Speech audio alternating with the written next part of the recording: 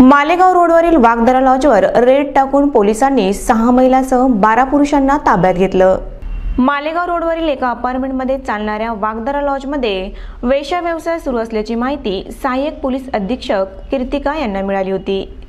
त्यावरून एक बनावट ग्राहक पोलिसांनी या वाघदरा लॉजमध्ये पाठवला। खात्री झाल्यानंतर पोलिसांनी छापा मारला। पोलिसांना या ठिकाणी 6 महिला आणि 12 पुरुष ग्राहक आढळून आले। या प्रकरणी गुन्हा दाखल करण्याची प्रक्रिया भाग्यनगर पोलीस स्टेशनमध्ये सुरू आहे। मालेगाव रोडवर काही ठिकाणी लॉजमधून वेश्या व्यवसाय सुरू आहे।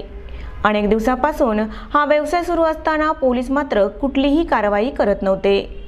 अखेर सहाय्यक पोलीस अधीक्षक कीर्तिका यांना माहिती मिळाल्यावर त्यांनी कारवाई केली। या कारवाईमुळे एकच खळबळ उडाली आहे। मालेगाव रोडवरील अन्य काही लॉजमधून अशा प्रकारे व्यवसाय सुरू असल्याची माहिती आहे, पण यावर पोलीस केव्हा कारवाई करणार हे पाहावे लागणार आहे।